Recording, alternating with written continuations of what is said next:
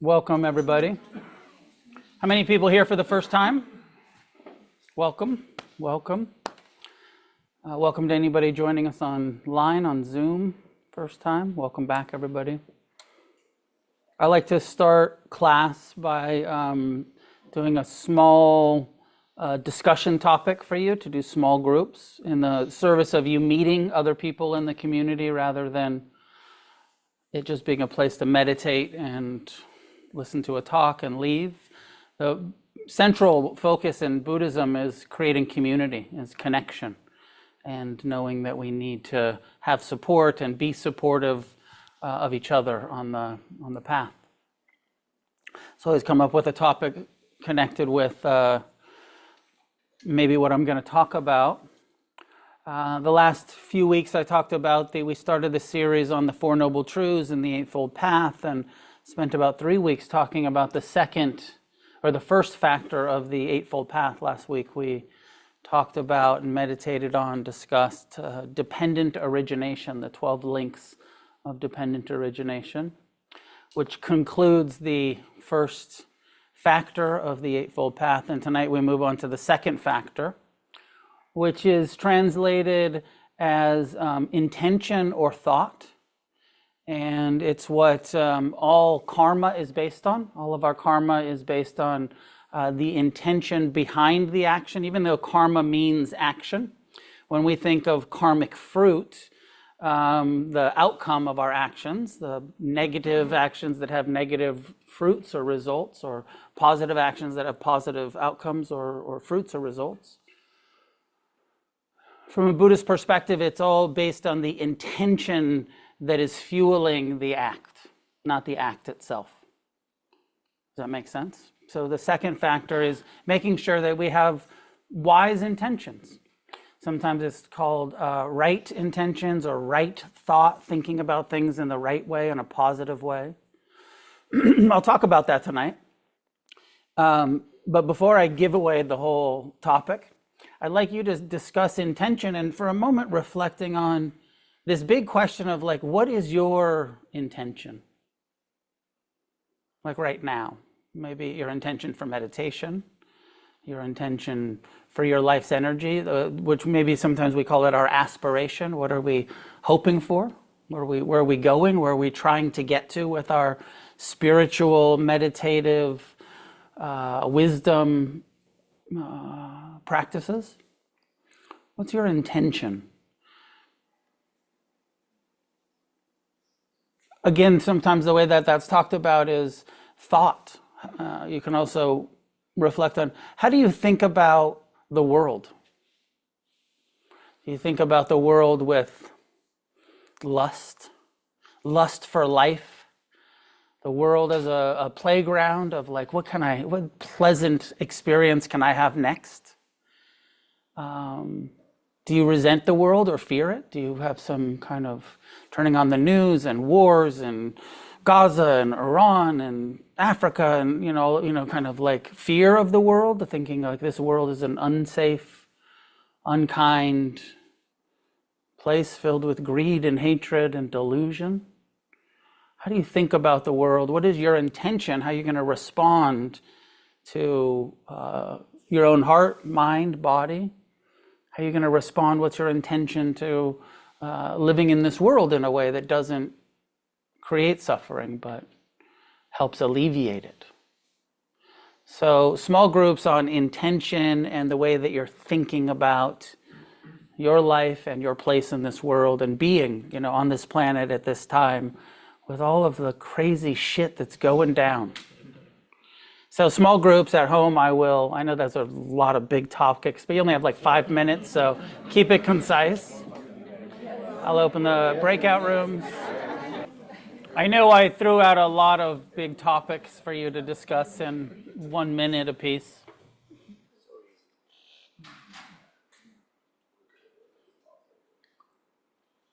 The 8 factors, the 8 aspects of the path to liberation, to awakening, to enlightenment, all have other factors that are supportive, that can join them, that are necessary. So intention is joined by mindfulness and effort. In order to have wise intentions and to think wisely and correctly and appropriately about what we're doing and how we're responding, and it takes effort. It takes mindfulness. You have to be, and mindfulness takes effort. All of the factors on the Eightfold Path take effort. None of it happens all by itself. It's all, we call it practice. It's something that we are intentionally doing. Meditation, we are intentionally paying attention. And the mind doesn't pay attention all by itself. The famous way that the Buddha talked about it was that the mind is like a wild monkey, the monkey mind. And in order to train the monkey mind, it takes effort in order to teach it to come to the present moment and to stay and then get curious and investigate what's happening in the present. Because the mind wants to think about the future. It's instinctually driven to planning and to the future and to think about the past.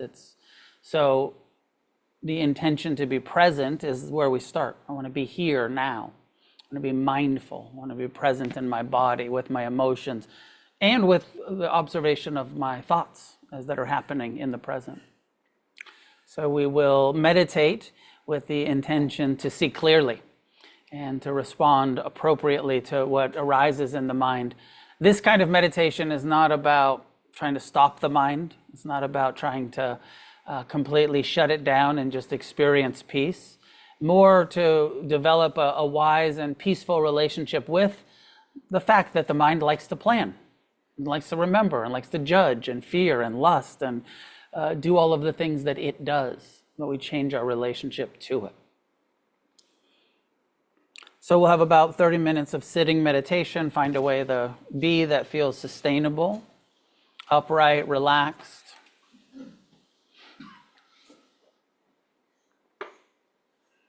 When you're ready, allow your eyes to close and settle into relative stillness, taking a posture with the intention to maintain it.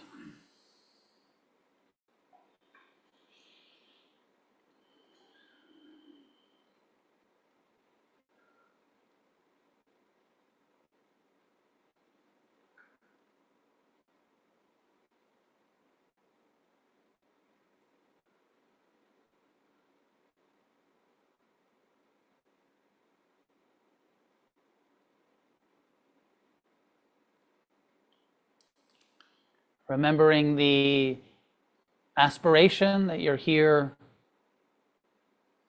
with, to learn meditation, to deepen meditation, wisdom. Perhaps it's about compassion or forgiveness. Perhaps it's about your recovery process. Or maybe it's even altruistic. May I develop wisdom for the benefit of this planet, for the benefit of all sentient beings.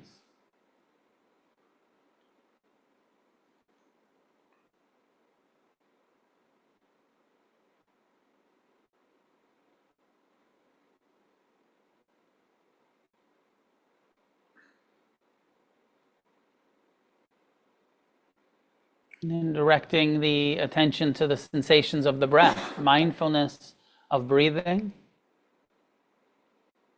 The Buddha's initial meditation instruction were quite straightforward and simple. He said, breathing in, one knows I'm breathing in. Breathing out, one knows I'm exhaling, I'm breathing out. Without controlling the breath, just letting the body breathe its own natural rhythm. The focus is on the awareness that receives the sensations the breath creates.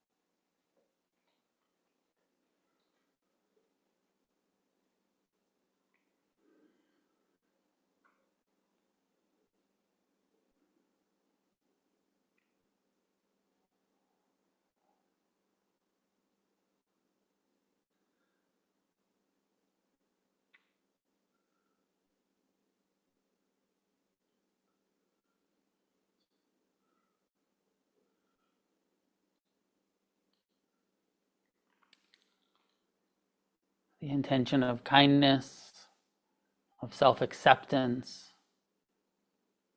supports mindfulness.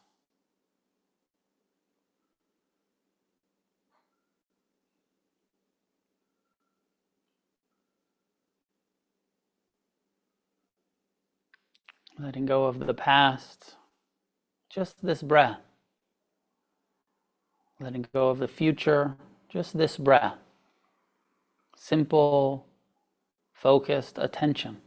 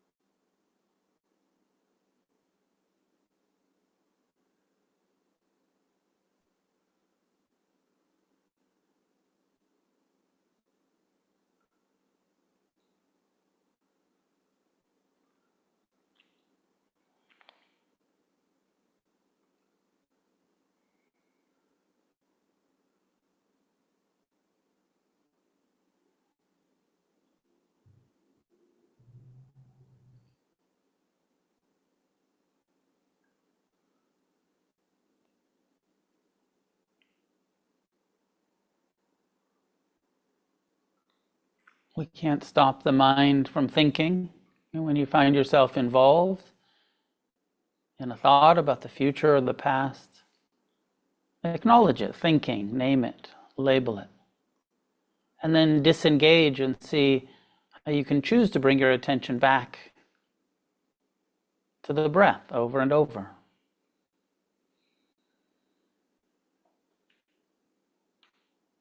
Not stopping the mind, but ignoring it. Thoughts in the background.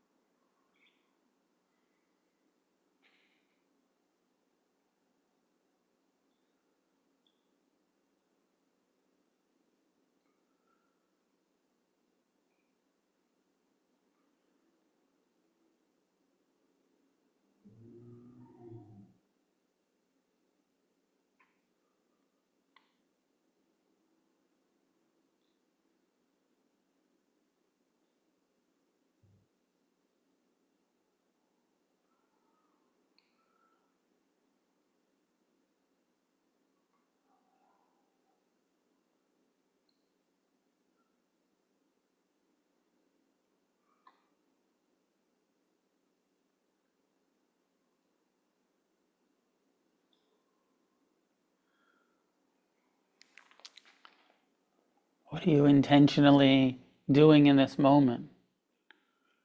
Are you paying attention to the breath, or are you lost in thought? Mindfulness, by definition, the practice is non-judgmental.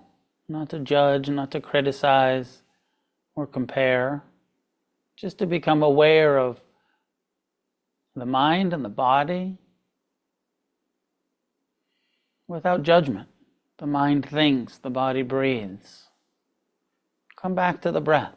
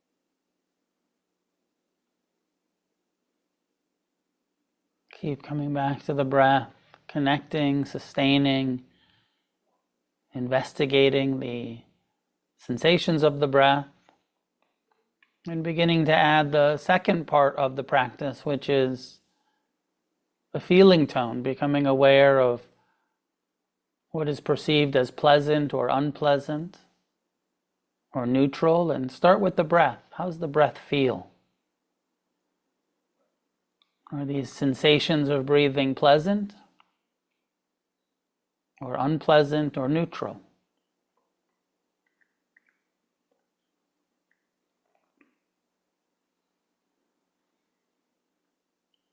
And then expand from the breath to the rest of the body. What parts of the body are comfortable or uncomfortable?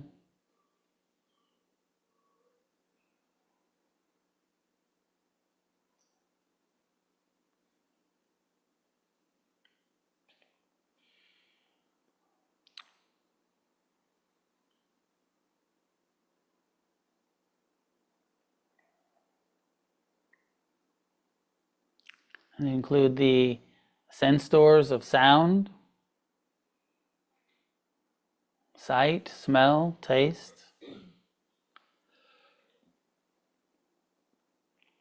as well as emotion and thought. The heart and mind, until our mindfulness, our present time, non-judgmental, kind awareness is inclusive of our whole being, not just the narrow focus on the breath, but the open, inclusive awareness of your whole body, including your heart, your mind, what's happening right now, where is the attention drawn?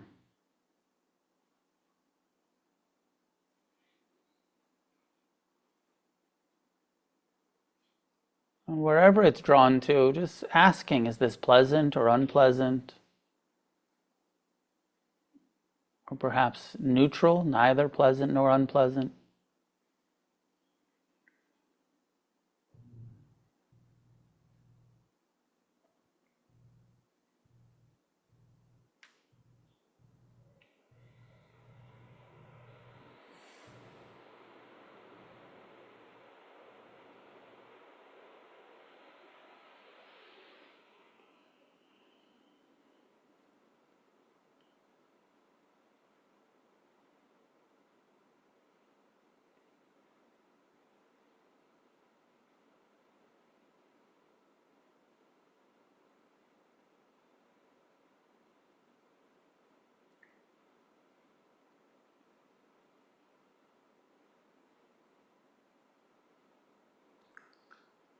Rather than ignoring the mind, observe it.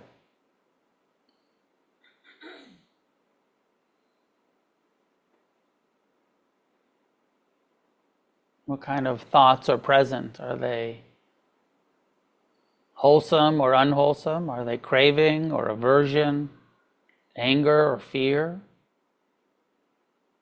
Or perhaps love, compassionate, caring, generous? What kind of thought patterns are coming through, or moods?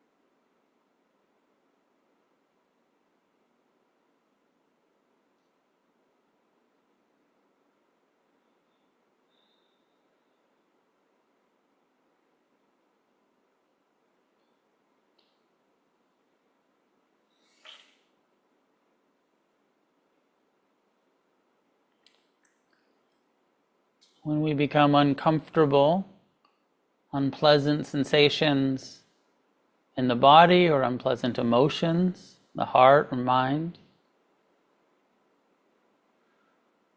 we have a choice with mindfulness of how we're going to respond, with acceptance and mercy and compassion,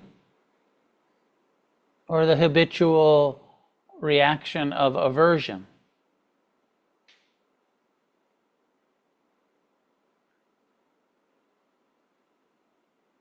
Developing intentions that are free from ill will, free from resentment, even towards our own pain. Learning to soften, to tolerate. Learning to be uncomfortable, to be in pain, without running from it.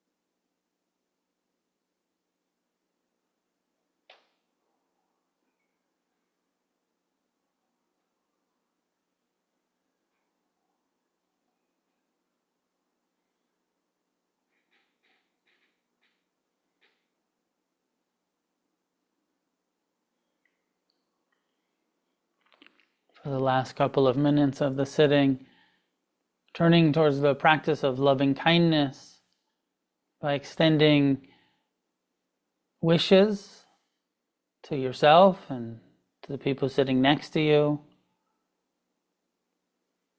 outward in all directions. Kind, loving, compassionate wishes. The traditional phrases are, may all beings be at ease.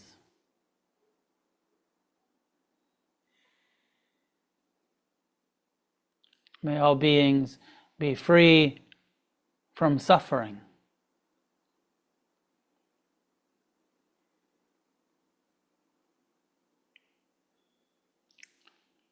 May all beings experience happiness, joy, contentment, well-being.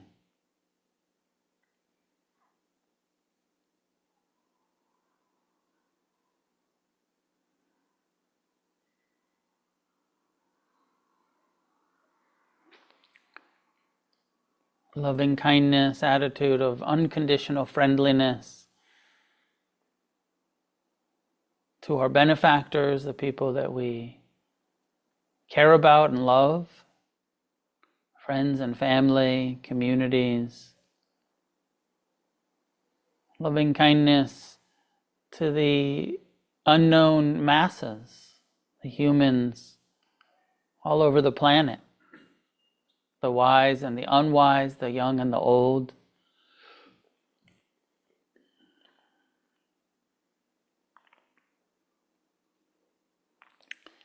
Loving kindness even including the difficult people, our enemies, the suffering, confused beings that we fear, that we judge, that we resent.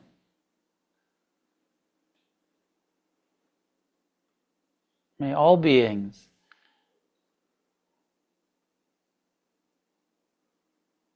experience happiness and ease and freedom from suffering.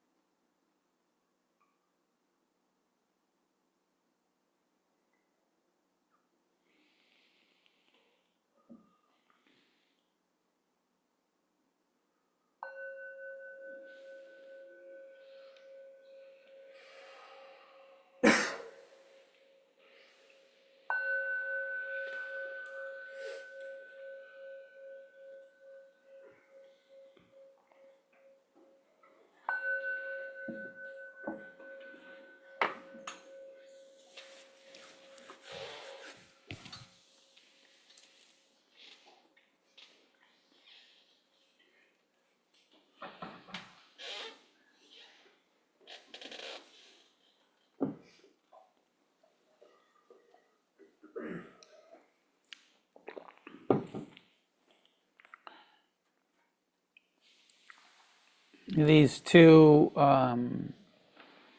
first aspects of the Eightfold Path are often lumped together as the wisdom factors. You can look at these 8 factors of the Eightfold Path in 3 sections. There's wisdom, there's ethics or morality, ethics, and then there's meditation. So as a reminder, maybe not everybody has memorized the Eightfold Path yet, that's okay. The first one is understanding the way things are with wisdom, not being ignorant or confused about the way things are. And then the second one is having a wise intention, training our minds to be wise. And then being wise with our communication and our actions and our livelihood. And the effort into meditation, both mindfulness and concentration. And as I said, effort, although it's down at number 6, it's connected with all of them. The whole path takes effort. Mindfulness takes effort. Intention takes effort. Understanding ourselves, understanding our own minds. Meditation takes effort. Study takes effort. Showing up to class takes effort. Everything. It all is intentional. How are we going to? We have energy. We have life's energy. How are we going to use it? Are we going to use it for wisdom, or are we going to use it for chasing pleasure? or a little bit of both. A little chasing pleasure, a little bit of wisdom, chasing wise pleasures.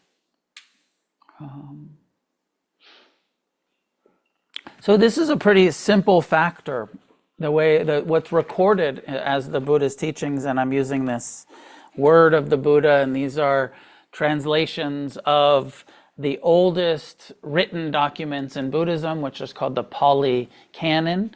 And it's stuff that was written down maybe 2,400 years ago, but it was written down about 200 years after the Buddha's life. And so before the scriptures got committed to, pen to paper, or they wrote them down on palm leaves. They're called suttas. And suttas means, it's the same as like the Latin suture, which means like stitches, because they were palm leaves that were written down and then they were stitched together. And so they're the kind of stitched together teachings from the earliest source, and they were in Sri Lanka, and then they've been translated. And I think this translation, which was done in the early 1900s by a German monk, was then translated into German, and then from German into English. So some shit's probably lost in translation. It's not, when you talk about the Buddha's teachings and these, don't get too attached to like, that's exactly it. It's more like ballpark. Something like this. The Buddha, like even a lot of times the Buddha says like, or I'm guilty of, or the teachings will say, the Buddha said this. I think it's probably wiser for us to be like, the Buddha said something like this. So for us to reflect on, rather than getting too fundamentalist about it. I've been accused of being a Buddhist fundamentalist at times in my life. The older I get, the less I know.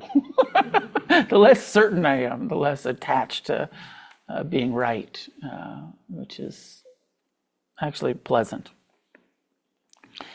So what it says here is, what is right intention or right thought? Number one, thoughts and intentions that are free from lust. Now, lust here is a word, kama, translated as lust. Often in our language, we think of lust as sexual, right? Mostly, I said before class, like lust for life. Sometimes we use lust in non-sexual desire, but often lust has a sexual, in my conditioning anyways, it has a sexual connotation. It's not exactly what they're talking about here. They're talking about all of the craving for things that are pleasurable. Lust for sense cravings, everything. Sex is very pleasurable. We have lust. It's a natural, biological experience we have. But we also have lust for ice cream or tacos, or, clothing that we like, or music that we like, or all of the sense doors experience lust. It's not just erotic and sexual. So maybe craving. Thought free from craving.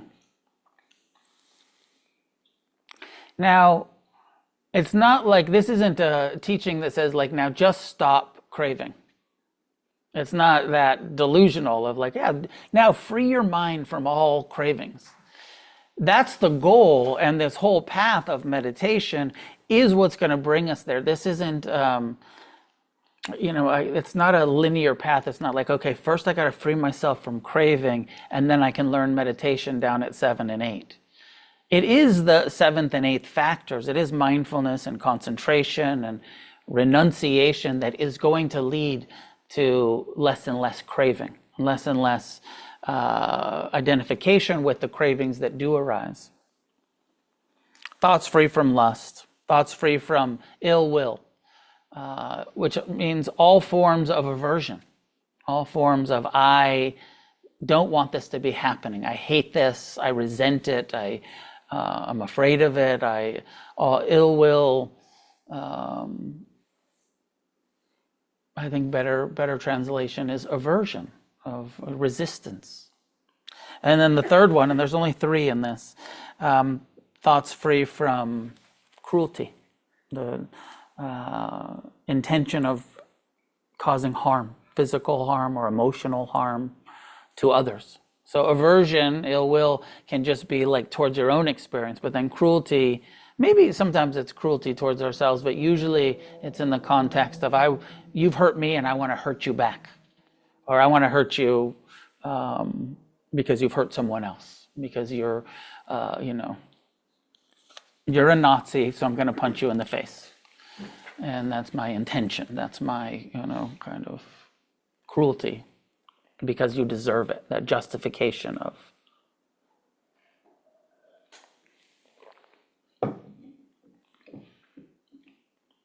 And if you listen to this list, at least, in some ways, what Buddhism teaches us is that happiness and freedom and liberation is freedom from greed, hatred, and delusion. And so what this second factor of the path is saying, the more we can get free from greed, craving, lust, the more we can get free from hatred, cruelty, ill will, aversion, that this is absolutely part of the path. And it's the intention of the path, and it's the aspiration that we bring to our meditation, to our actions, to our life. But it's not so simple. It's not a decision we can make. It's not. It's a decision of a direction we can decide to go in our lives. I know for myself, 30-something years ago, I decided that I wanted to go in the direction of wisdom, away from addiction, away from anger, away from violence, and towards wisdom. And it wasn't like I could just stop hating. It wasn't like I could just stop lusting. I could just, but I said, I'm going to try to move away from. I see how much suffering hatred has caused in my life. I see how much suffering, craving, addiction, what's referred here as lust, has caused in my life. I want to not indulge in hatred and craving. I want to get free from hatred and craving, and this Buddhist path gives us the instructions, the directions, the map of how to do that.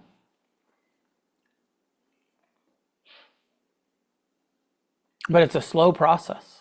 It's not not just an about face we can have. And our place against the stream. I think it's important to talk about trying to be free from ill will and from craving and from cruelty is a radical path.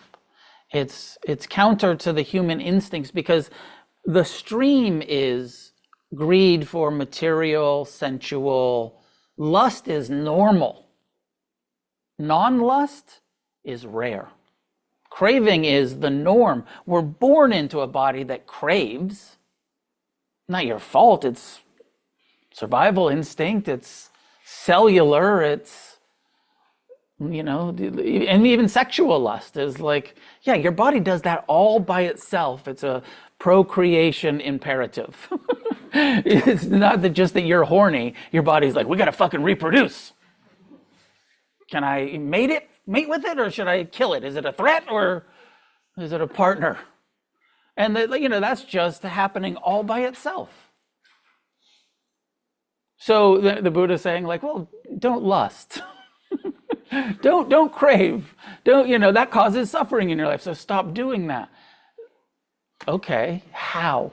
How do I stop this biological imperative, instinctual drive towards pleasure and away from pain?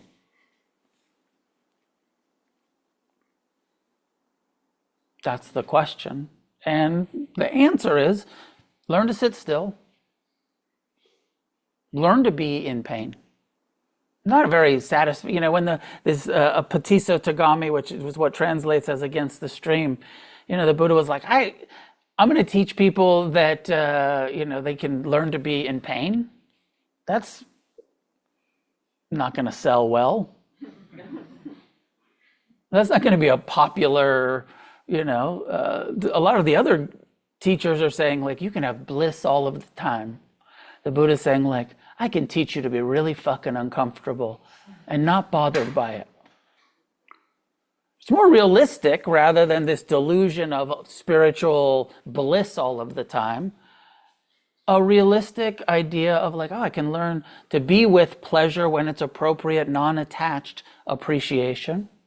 I can learn to be with pain because pain is unavoidable, and stop meeting it with hatred. First, I got to turn towards it, learn to tolerate it, learn to be uncomfortable. Learn to sit still, sitting meditation. Even if your knees hurt, even if your mind is loud, even if your back hurts or whatever's uncomfortable in it.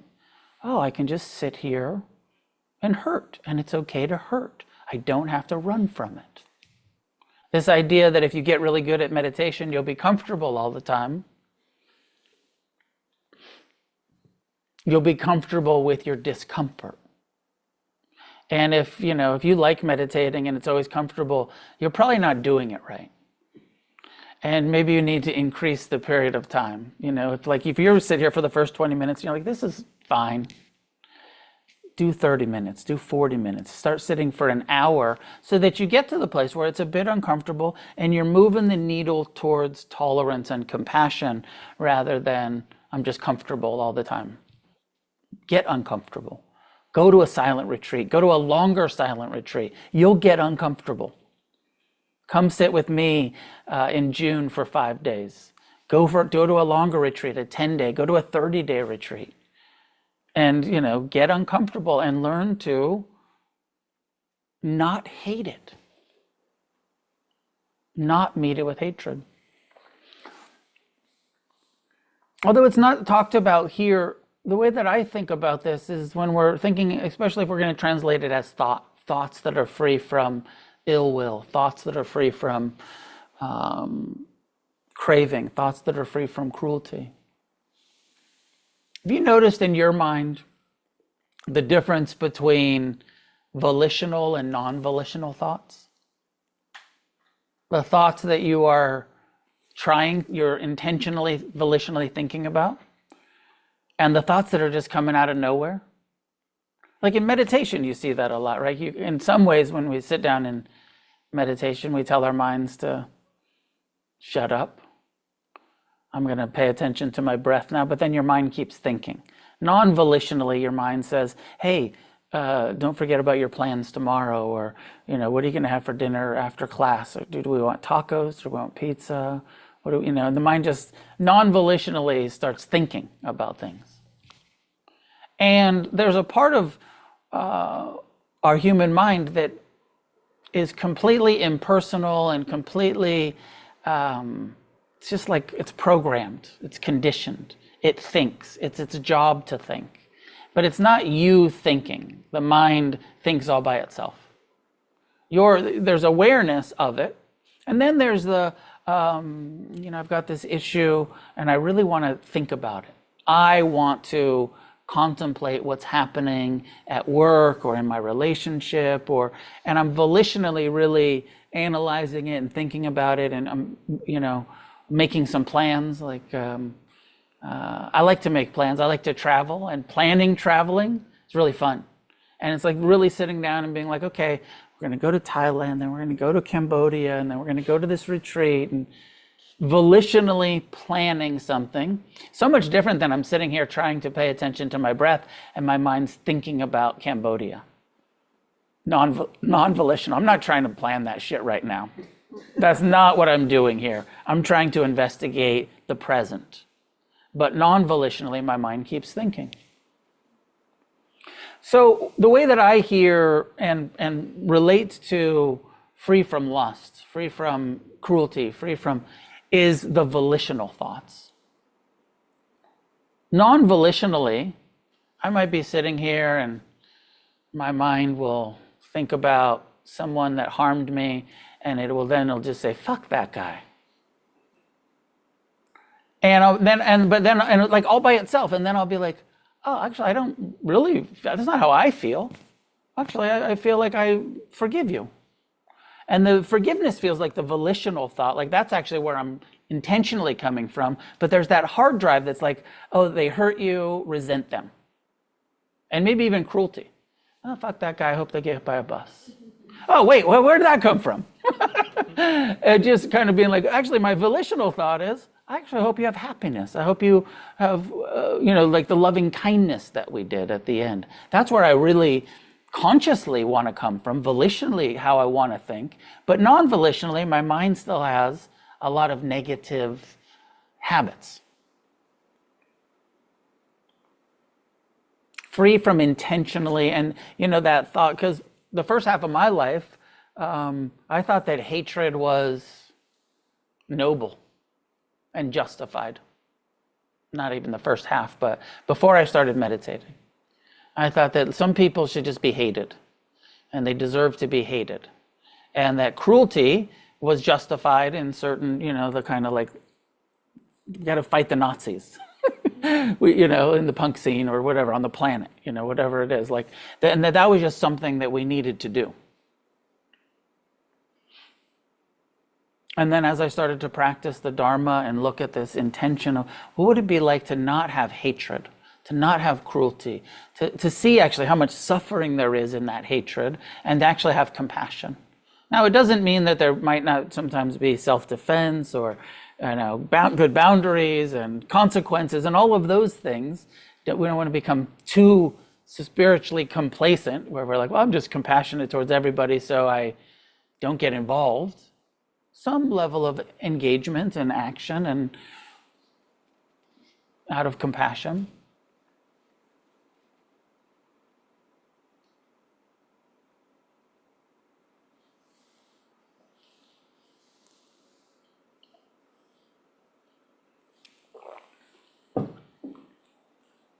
And in my direct experience, has taken so long, like I'm happy to admit that even 37, 38 years into meditation practice and recovery, my mind all by itself resents. But I don't believe that it's wise. I don't justify it. I don't ever think that it's okay to hate anyone. I think consciously, I want to have compassion for all living beings. I want to meet with forgiveness, that's my conscious, volitional thought, but my mind will still try to give me bad advice. And hatred, when my mind is resenting, the way that I relate to it is that my mind is giving me bad advice. You should hate them. You should resent them. You should have ill will or even feelings of cruelty. And enough awareness, enough mindfulness to be like, that's really bad advice that my mind is giving me. I actually don't accept that advice. I don't believe that. I've unlearned that is a wise way to be. But it doesn't stop the mind from doing it. What the Buddha said about his mind doing this, continuing to do this, is that he depersonalized it. He called it Mara. He called it the demon Mara that attacks with violence, that attacks with lust, that attacks with maybe even cruelty or self-doubt, unworthiness, that all of those are just parts of the mind. With mindfulness, we turn towards it and we say, I see you, Mara. I see this unwholesome thought has arisen, and I know it's impermanent and it will pass. But rather than developing, you hear this teaching, free from cruelty, free from lust, free from ill will, and then thinking like, okay, I'm going to get so spiritual, my mind's not going to do that shit anymore. Even the enlightened Buddha's mind continued to do it. He just didn't, it's the difference between volitionally doing it or it non-volitionally arising. It's the difference between being identified with it and believing it or just seeing it as mind garbage passing through. Bad advice, coming through. That story of the Buddha sitting there under the Bodhi tree, something like this with his hand pointed down. And he says, Mara attacks me with lust.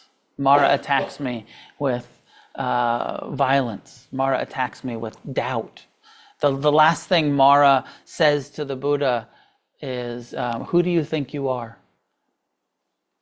And I think this is a powerful image of the enlightened one, own mind, I believe Mara is just part of our mind, his own mind questioning his own worthiness for liberation.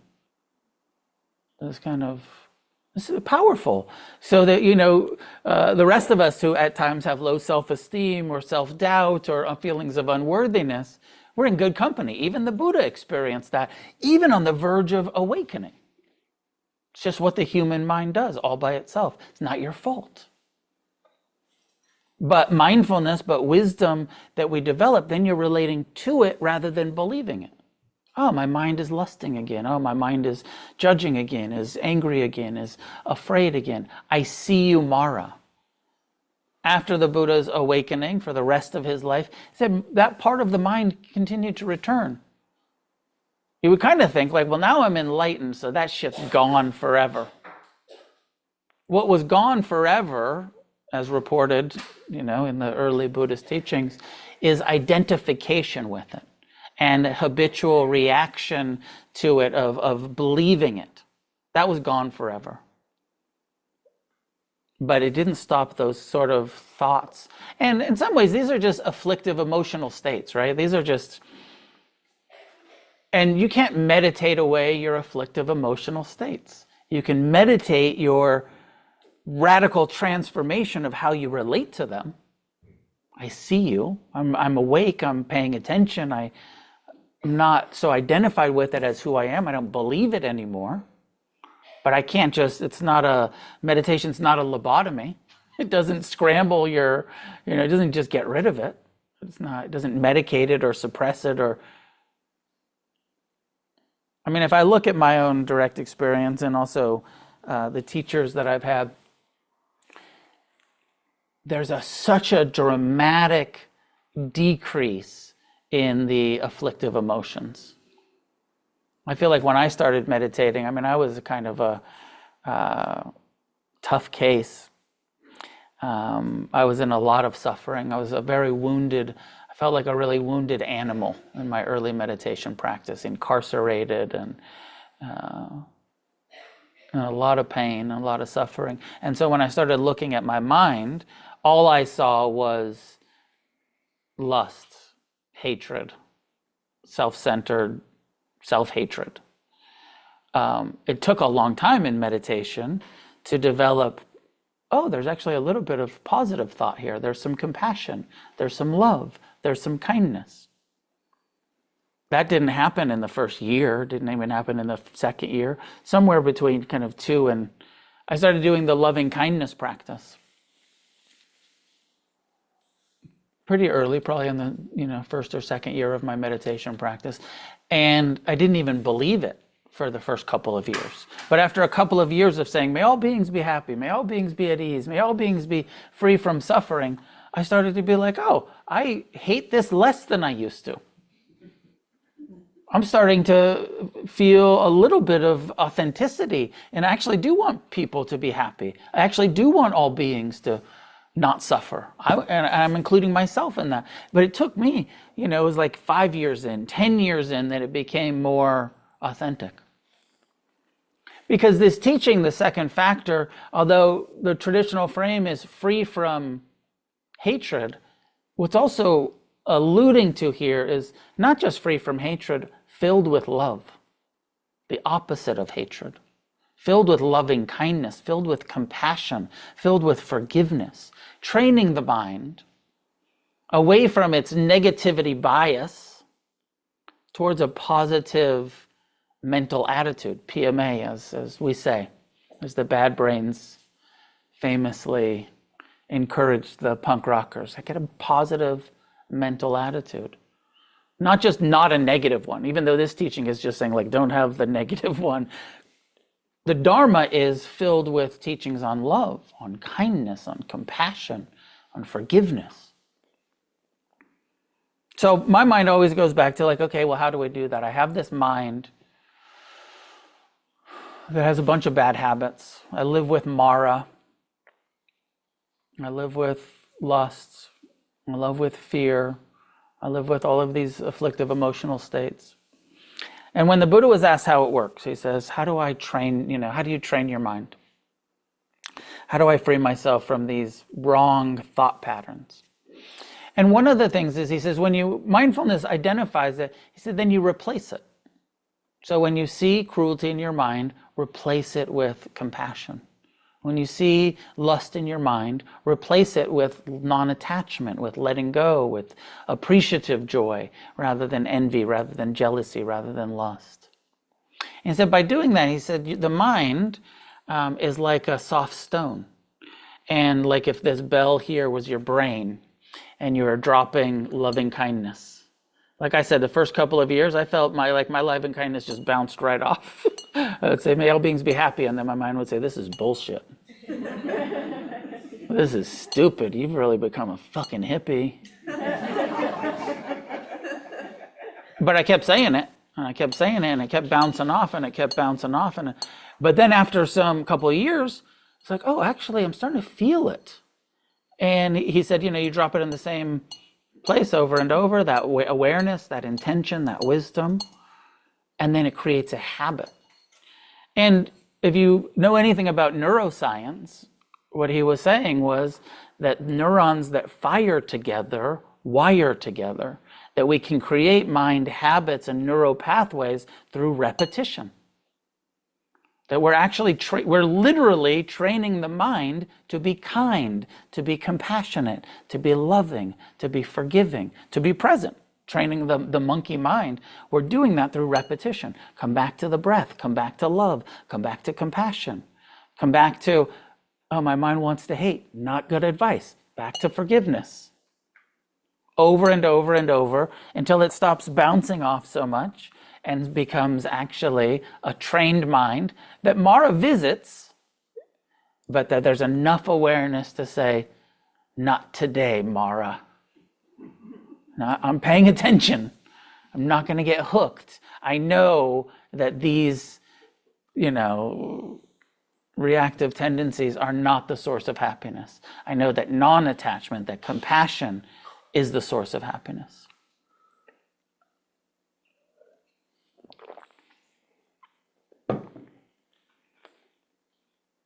So some of my thoughts about this short chapter in this book.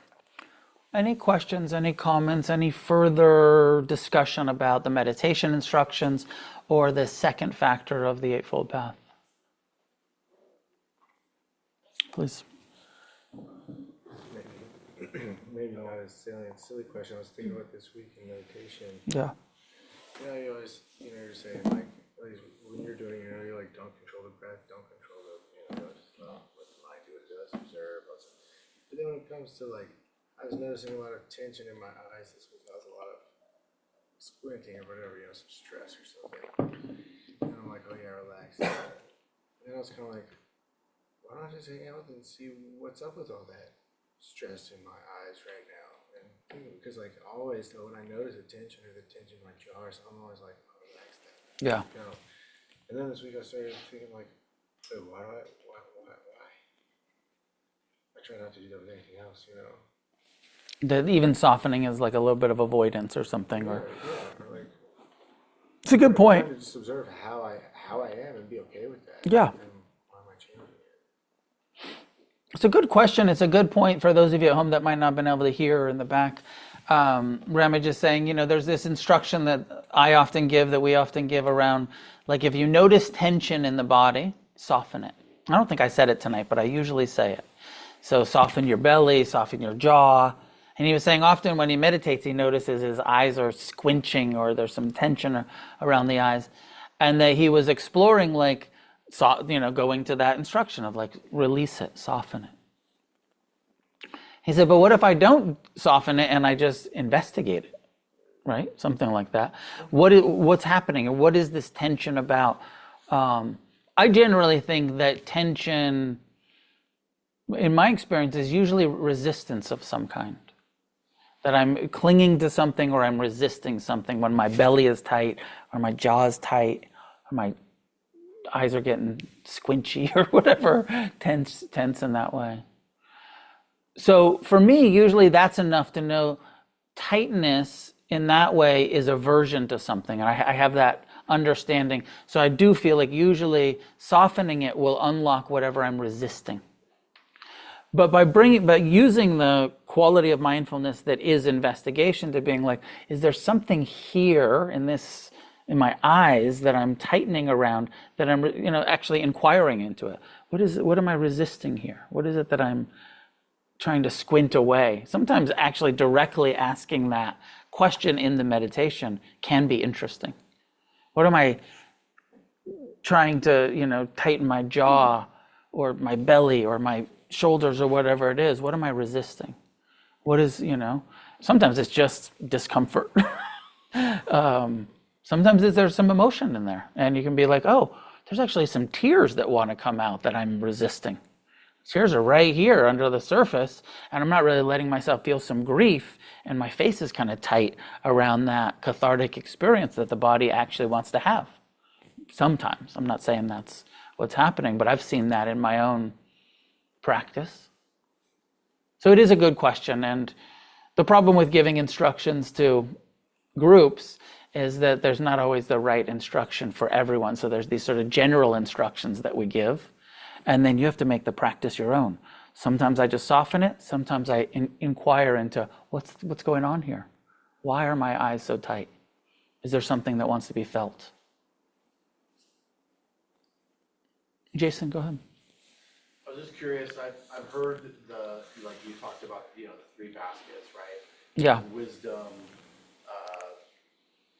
ethics, and meditation. Yeah.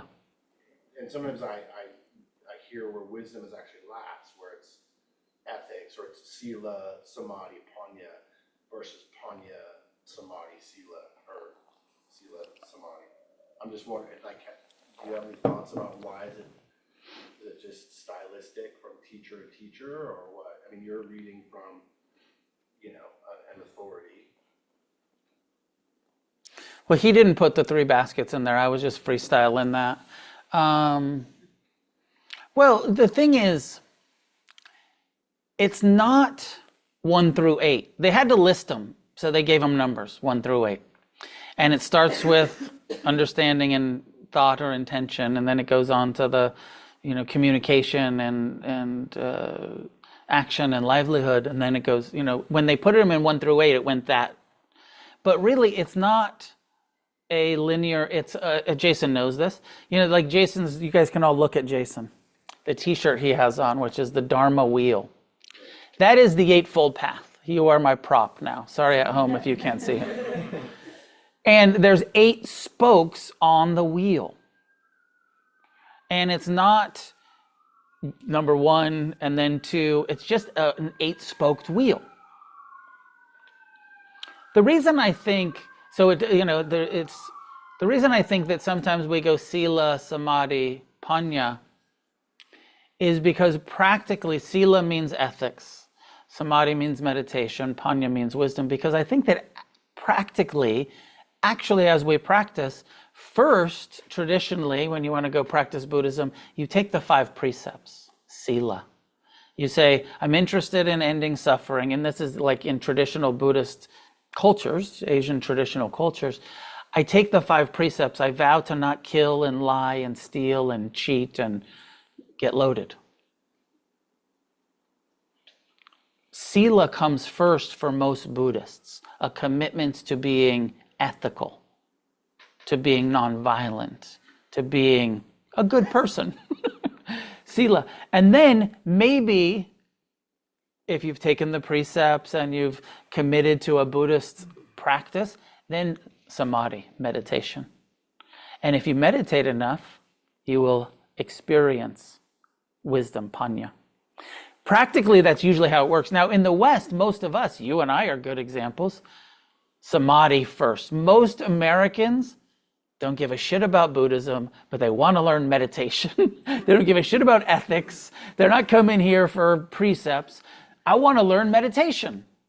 Samadhi first. Now, when you start to look at your own mind in meditation, then you start to see, oh, when I'm unethical, karmically, I create suffering for myself. And so it's actually samadhi, sila, panya.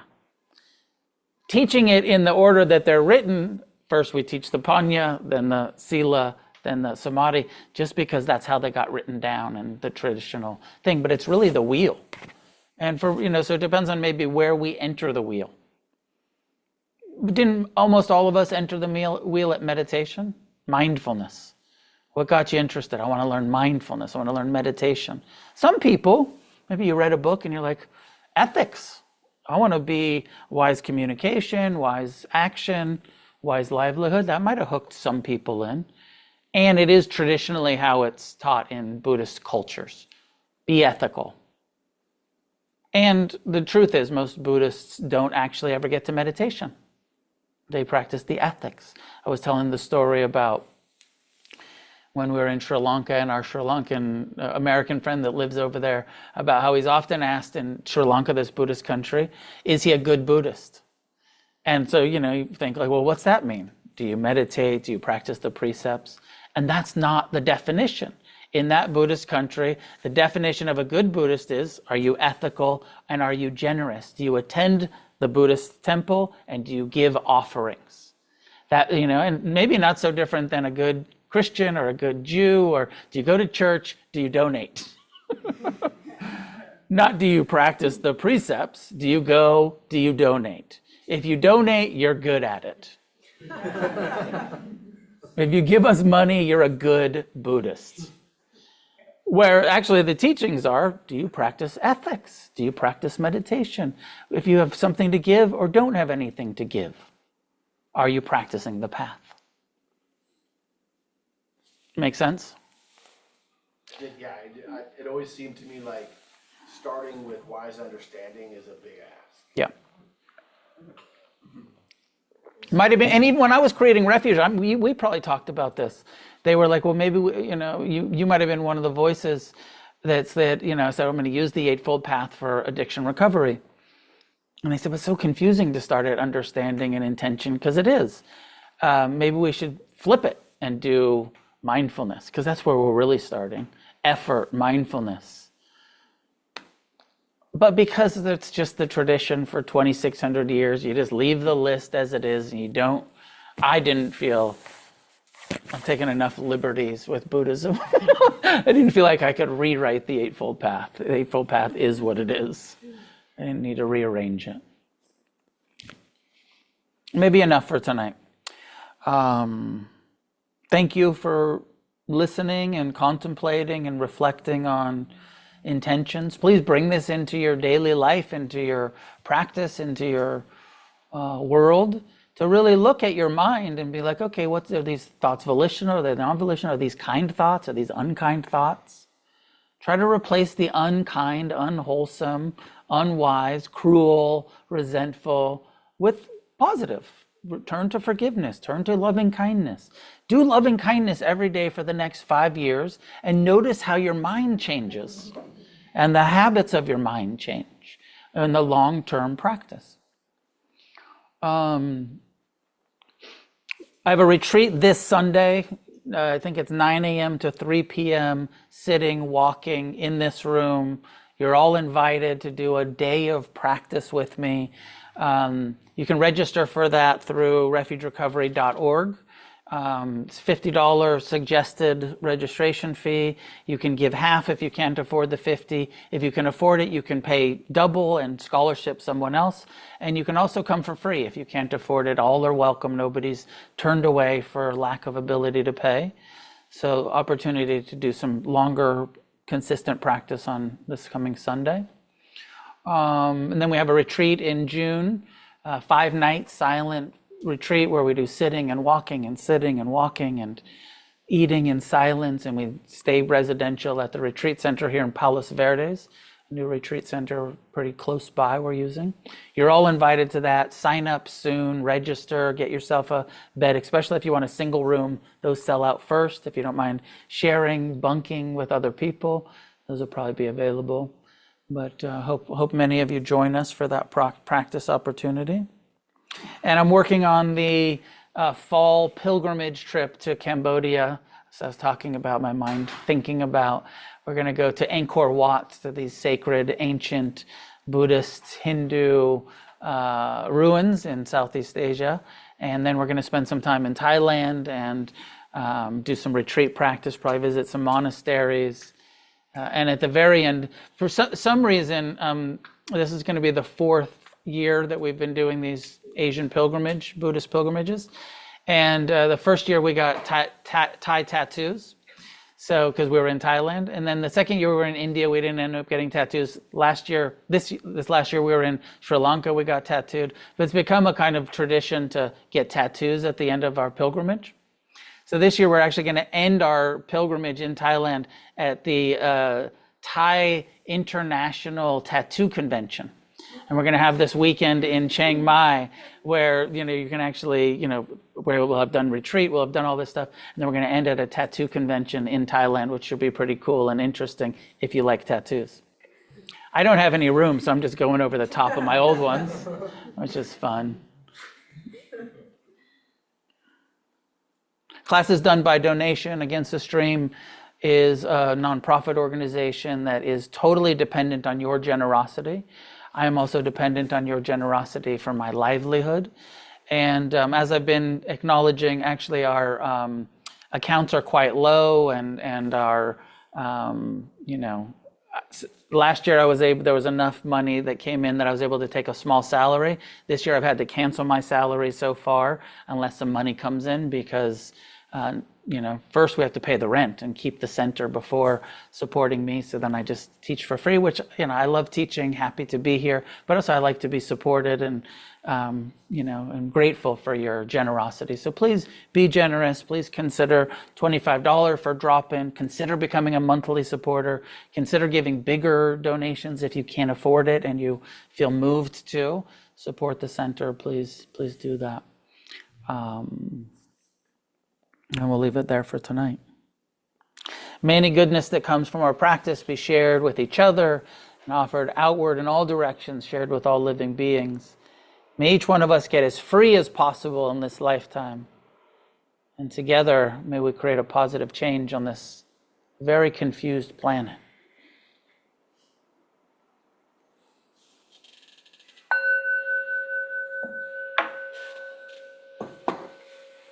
Thanks, Noah.